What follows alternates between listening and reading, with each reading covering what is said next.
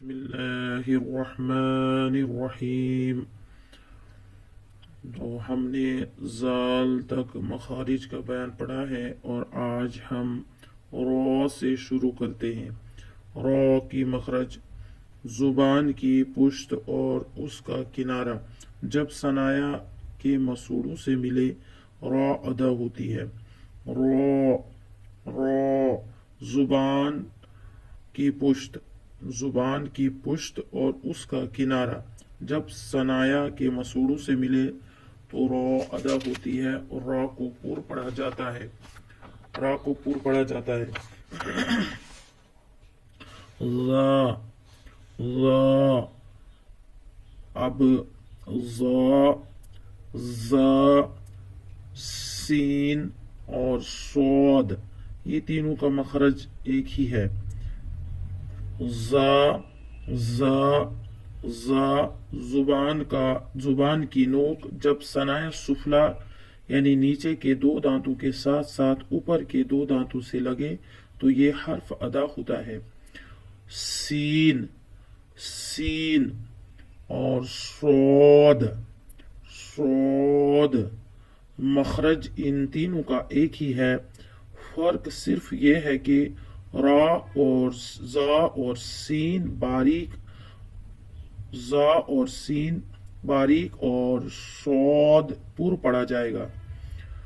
मखारिज इन तीनों के एक ही हैं। ज़ा सीन सौद को पुर पढ़ेंगे और इन तीनों हरफों को हुरूफे सफीर भी कहा जाता है और हुरूफे असलिया भी कहा जाता है। अब ज़ोद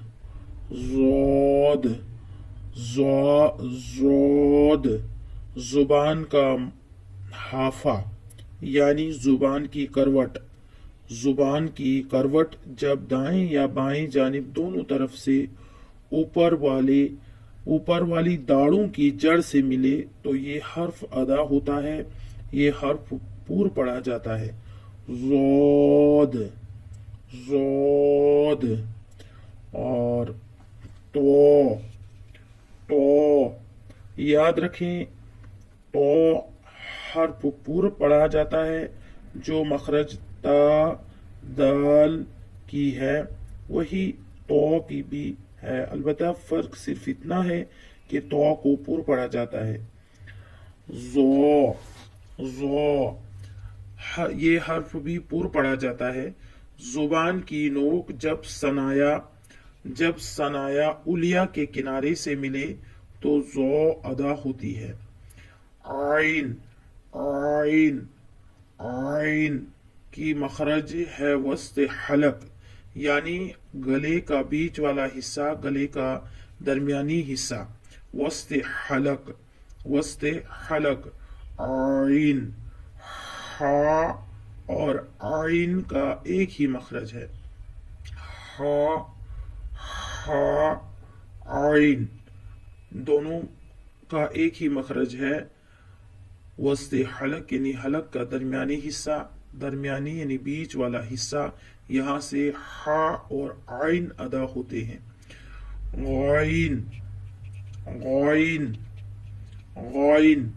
गाइन की मखरज अदनाए हलक यानी हलक की मुंह की तरफ, हलक यानी मुंह की तरफ वाला हिस्सा।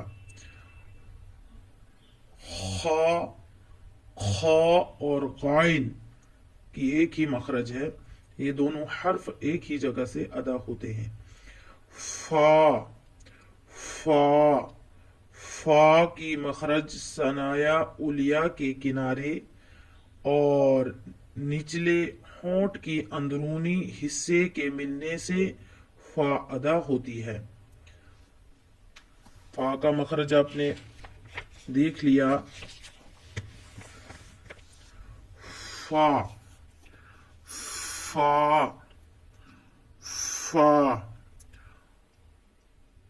सनाया उलिया के किनारे और निचले होंठ के अंदरूनी हिस्से के मिलने से फा अदा होती है। औफ पुर हर्फ है। زبان کی جڑ جب نرم تالو سے لگے تو قاف ادا ہوتی ہے. زبان کی جڑ جب نرم تالو سے لگے تو قاف ادا ہوتی ہے.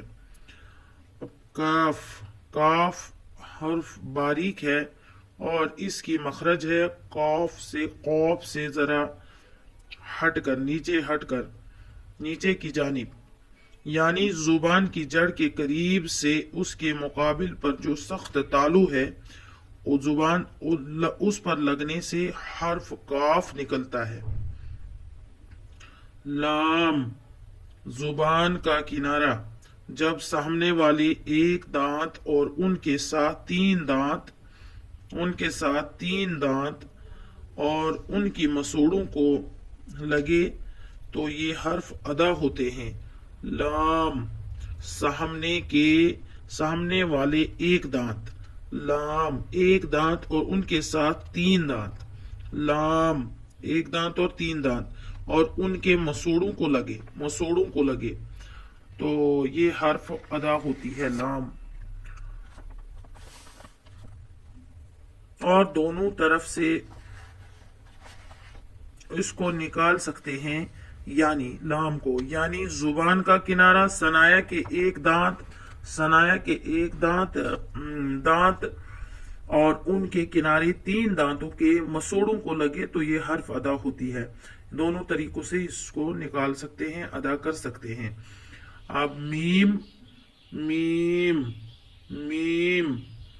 میم کا مخرج ہے ہونٹ کے بیرونی یعنی خشکی والے حصے کو ملانے سے میم ادا ہوتی ہے.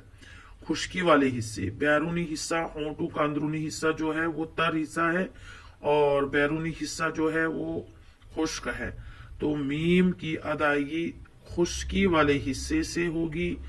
خشکی والے حصے کو ملانے سے میم ادا ہوتی ہے. میم نون کی بھی وہی مخرج ہے جو ہم پہلے پڑھ چکے ہیں. را اور لام کی مخرج. واو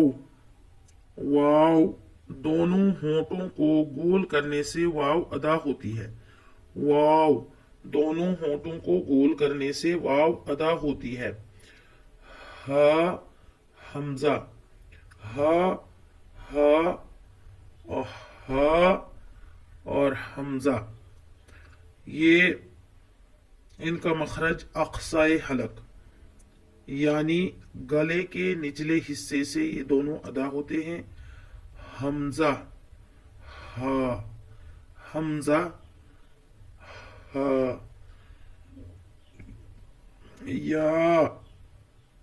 یا کی مخرج جیم اور شین کی مخرج کی سی ہے. مخارج کا بیان پورا ہو گیا، مکمل ہو چکا ہے. اب انشاءاللہ تجوید کو ہم شروع کریں گے بہترین طریقے سے.